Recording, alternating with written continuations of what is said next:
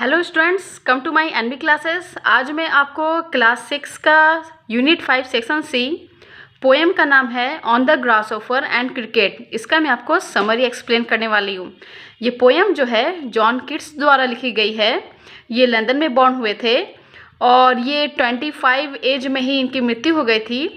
और चलिए शुरू करते हैं इसका समरी। तो उससे पहले यहाँ पर कुछ लिखा हुआ है, कुछ लाइन्स, वो छोटा सा मैं बता देती हूँ। The poem you are about to read is based on the sound of music in nature।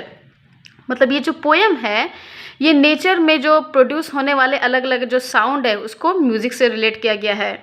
Music is all around us, मतलब हमारे चारों तरफ म्यूज़िक है, म्यूज़िक बजता है, चाहे वो बर्ड्स का हो, चाहे वो इंसेक्ट्स का हो, या किसी भी चीज़ का।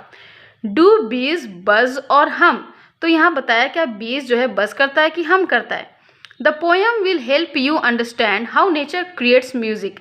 तो ये पोएम हम लोग पढ़ेंगे और ये पोएम पढ़ने के बाद समझ में आएगा कि नेचर आखिर म्यूजिक कैसे क्रिएट कर रहा है।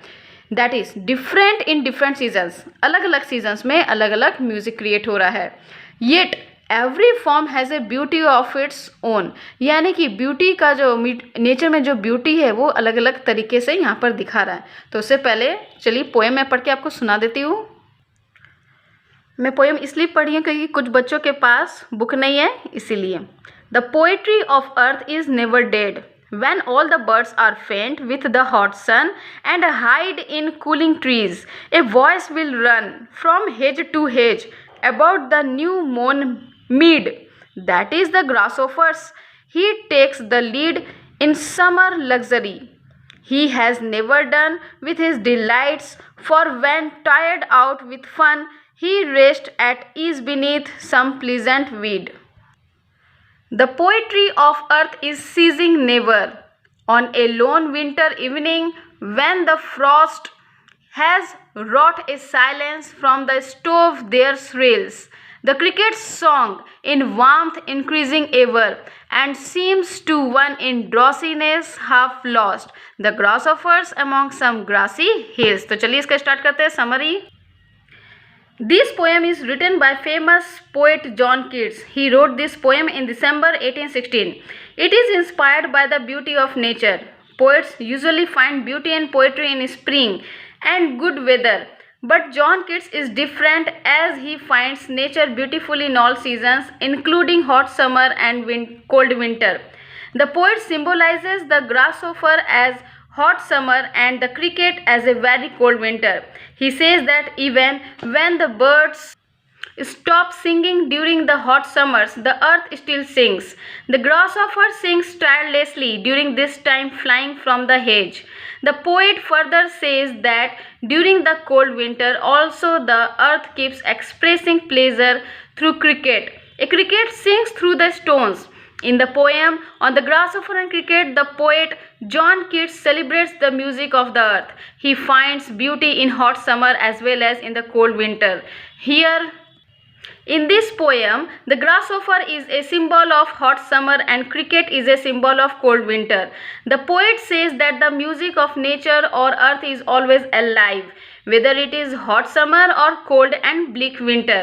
During the hot summer, all the singing birds are tired and take rest under the shady branches of trees. But even if they don't sing, the song of nature goes on. We can still hear the voice of the grasshopper who runs from hedge to hedge. He keeps singing tirelessly and when tired rests beneath some weed. A grasshopper carries on the duty of singing the everlasting song of nature. During summers, he is a fun-loving and cheerful creature and is never done with his delights. During the cold winter season, also the birds are silent. There is utter silence on the frosty winter days. But the earth has its own way of expressing pleasure and joys. The song of a cricket can be heard which breaks this silence. He sings from the stones but not from the trees. His song appears to be increasing the warmth every moment. People are able to hear it sitting in their houses. However, the poet says that to a person who is half asleep, it may appear to be a grasshopper song coming from the grassy hills. Thus, we can say that the grasshopper and the cricket, two teeny insects, perform a big responsibility. They carry on with nature's continuous and everlasting music, irrespective of the extreme climates. The poet has thus personified them. It is thus a symbolic poem. Here, the grasshopper and the cricket are a symbol of the constant, joyous mood of nature. तो चलिए अब इस poem का मैं आपको conclusion बताने जा रही हूँ।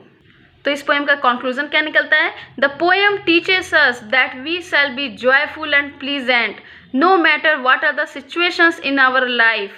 With this attitude, we can easily overcome all the obstacles in life. तो इस पोएम में ये बताया गया है कि जब समर सीज़न में बर्ड्स जब गाना नहीं गाती है तो उसके बदले कौन गाना गाते हैं? समर सीज़न में ग्रासहोफर गाना गाते हैं। और उसके बाद तो ग्रासहोफर जो गाना गाते हैं वो कहाँ पर बैठ के गाते हैं?